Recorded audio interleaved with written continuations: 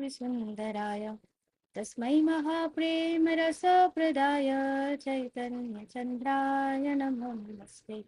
चैतन्यचन्द्राय नमो नमस्ते। चैतन्यचन्द्राय नमो नमस्ते।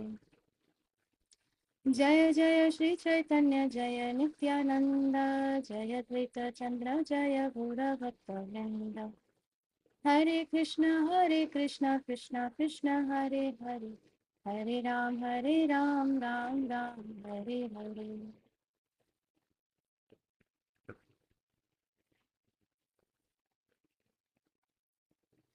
Hare Krishna everyone.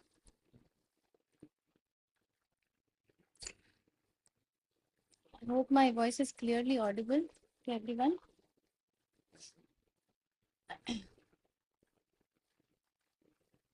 Okay. Yeah, you can see you have written voice is low. Is it still low or is it audible? I think it is audible to me. Okay. Then I think it is fine.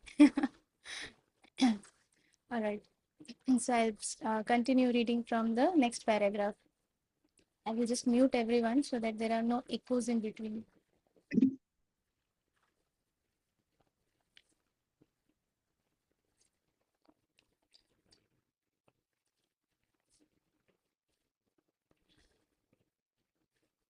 So we are reading from this paragraph. The supreme absolute truth, the personality of Godhead, is compared to a blazing fire, and the innumerable living entities are compared to sparks emanating from that fire. Although both the Supreme Lord and the living entities are qualitatively fire, there is yet a distinction. Vishnu, the Supreme, is infinite, whereas the living entities, which are but sparks, are infinitesimal. The infinitesimal living entities are emissions from the original infinite spirit. In their constitutional position as infinitesimal spirits, there is no trace of matter. So as long as, if we just imagine about a fire, a huge fire, and we see that from that fire there are sparks of fire, which kind of like uh, goes in different directions. So if that fire, as soon as it is separated from the huge fire, when it goes out, flies in the air, and if it touches somebody as it is, what will happen? It will burn their skin. But as soon as that spark comes out of the main fire and it falls on the ground, we see the fire is when it goes off, it is put off. As soon as it meets, it falls on the ground. So basically what happens is that the moment it is separated from the actual fire, although qualitatively it is fire, but quantitatively, if you see the main fire is infinite. You put any amount of wood, you put anything, it will absolutely devour it. But in that tiny spark, if you put something, that tiny spark will not devour it, rather the tiny spark will get put off. So that is the difference in um, the main fire and the infinitesimal sparks, that is ourselves, the living entities. But in the fire itself, that is whether it is the infinitesimal spirit or the actual fire, the constitutional position, if we see of those tiny sparks, there is no trace of matter. It is still fire. It is here Mahaprabhu is talking about the living, the soul, the individual soul. So when we consider that, the constitutional position is still that there is no trace of matter. The living entities are not as great as Narayan or Vishnu, who is beyond this material creation. Even Shankaracharya accepts Narayan to be beyond the material creation. Since neither Vishnu nor the living entity are of the material creation, someone may inquire, why were the small particles of spirit created at all? Actually, I only used to have this question all the while. Since I got to know that, okay, we are part and parcel of Krishna, and we have come in contact with this material world, and then our suffering started. So I always used to ask this question: why are these small particles created? Why did Lord create all of us? The answer is that the supreme absolute truth is complete in his perfection when he is both finite and infinitesimal. If he were simply infinite but not infinitesimal, he would not be perfect. The infinite portion is the Vishnu Tattva, or the Supreme Personality of Godhead, and the infinitesimal portion is the living entity. So, Lord is perfect. But here, Mahaprabhu is saying that if Lord was simply infinite, but there were no, the infinitesimal, that is, the individual sparks were not there, then how can we say that God is perfect? To know that something is perfect, we need to have some relative references. So, the infinite portion is Vishnu Tattva, or the Supreme Personality of Godhead, and the infinitesimal portion is the living entity. Due to the infinite desires of the Supreme Personality of Godhead, the spiritual world exists. Just imagine, we say that, okay, in the material world, we have infinite desires and therefore we are here. Where is it coming from? Because Lord is saying, I am the source of everything. Now see, here, due to infinite desires of the Supreme Personality of Godhead, the spiritual world exists. Okay? And due to the infinitesimal desires of the living entity, the material world exists. Because the Supreme Lord is always transcendental. These infinite desires that the Supreme Personality of Godhead has is on the spiritual platform. It is transcendental to all these material platforms. But the desires that the infinitesimal living entities, that is the living us, all of us, the Jivatma, all of our desires were actually of the material level. They were the perverted reflection of the spiritual desires. And therefore, the material world exists to fulfill material desires.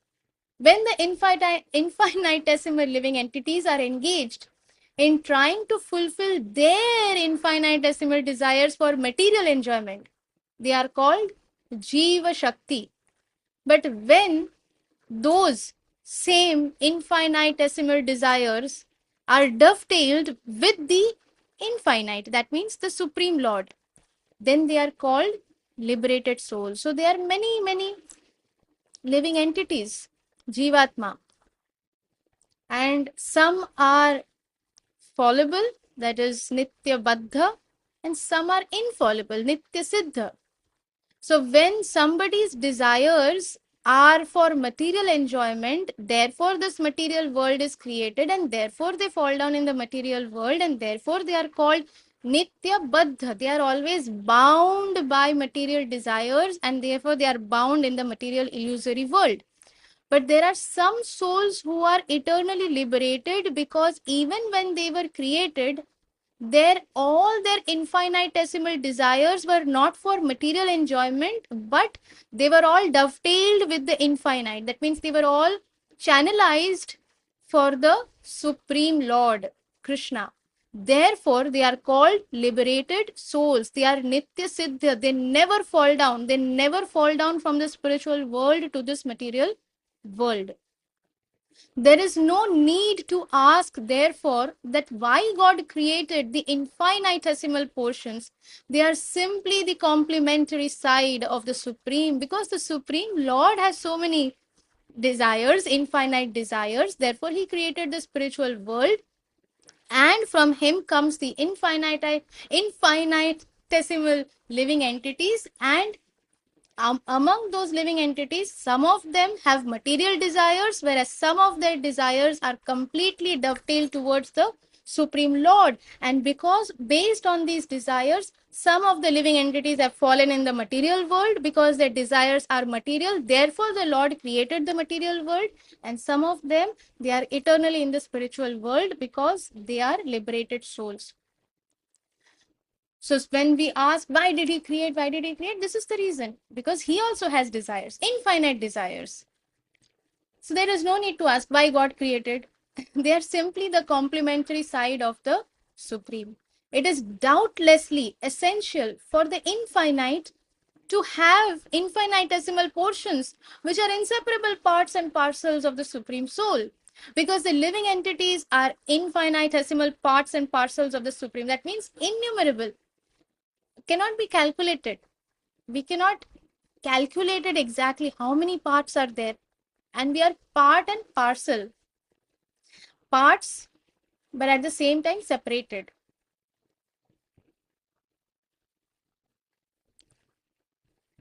Where was I? Yeah. So, which are inseparable parts and parcels of the Supreme Lord. Because the living entities are infinitesimal part and parcel of Supreme Lord, there is a reciprocation of feelings between the infinite and the part and parcel, infinitesimal. Had there been no infinitesimal living entities, if nobody was there, only the infinite Supreme Lord is there, then the Supreme Lord would have been inactive. What would the Supreme Lord do? Where is the reciprocation? Where is the reciprocation of feelings? And there would be no variegatedness in the spiritual world, spiritual life. No variegatedness in spiritual life. Only Supreme Lord exists. Nobody knows what he is doing. There is no work, no activity. There would be no meaning to a king if there were no subjects. King is sitting in the Singhasan, but there is nobody. And there would be no meaning to the Supreme God if there were no infinitesimal living entities. Then Supreme God would have no meaning, because what is the point of putting this word Supreme or God if there is no one else? How can there be meaning to the word Lord if there is no one to rule? The conclusion is that the living entities are expansions of the energy of the Supreme Lord, and that the Supreme Lord, the personality of Godhead Krishna, is the energetic. So from the energetic, various energies are emanating, and from one of those energies, we are emanated. We have emanated. This is so beautifully explained, and so in such a simple way. In all Vedic literatures, including the Bhagavad Gita and Vishnu Puran, much evidence is given to distinguish between the energy and the energetic. In the Bhagavad Gita 7.4, it is clearly stated that earth, water, fire, air, and ether, the five gross elements of the material world, and mind, intelligence, and false ego, the three subtle elements, are the Lord's energies. All material nature is divided into these 8 elements, which together comprise Lord's inferior nature or energy. Inferior energy is the external energy. Another name for this inferior nature is Maya or illusion. Beyond these 8 inferior elements is the Lord's superior energy, which is called Paraprakriti. This Paraprakriti comprises the living entities, which are found in great numbers throughout the material world.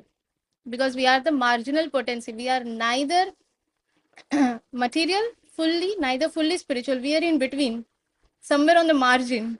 Because the soul is fully spiritual, but the body is completely material. Therefore, we are on the we are at the margin. Depending on what we do now, will be the decision will be taken whether we go on this side or that side. However, we'll always remain marginal because the soul is always spiritual, always the part and parcel of Krishna. The purport is that the Supreme Lord is absolute truth, the energetic, and that as such, the Lord, the Supreme Lord, has energies, various energies, innumerable energies. When one of his energies is not properly manifested, or when it is covered by some shadow, it is called Maya Shakti. The material cosmic manifestation is a product of that Maya Shakti. So we will pause here for today. Let us try to absorb whatever we have read today, because very beautiful, very simply explained, but very, very important and also very sweet. So let us try to absorb and be in this mood. And again, Krishna willing, we'll continue reading tomorrow. Thank you very much for your kind association. Vanchakalpatrubhyascha kripa sindhubhya eva cha पतितानां पावनेभ्यो वैष्णवेभ्यो नमो नमः। अनंत कोटि वैष्णव वृंद की जय। श्री श्रीमद श्रीला जय पताका स्वामी गुरु महाराज की जय। जगत गुरु श्रीला प्रभुपाद की जय। निताई गौर प्रेमानंदे। हरि हरि बोल। हरि हरि बोल।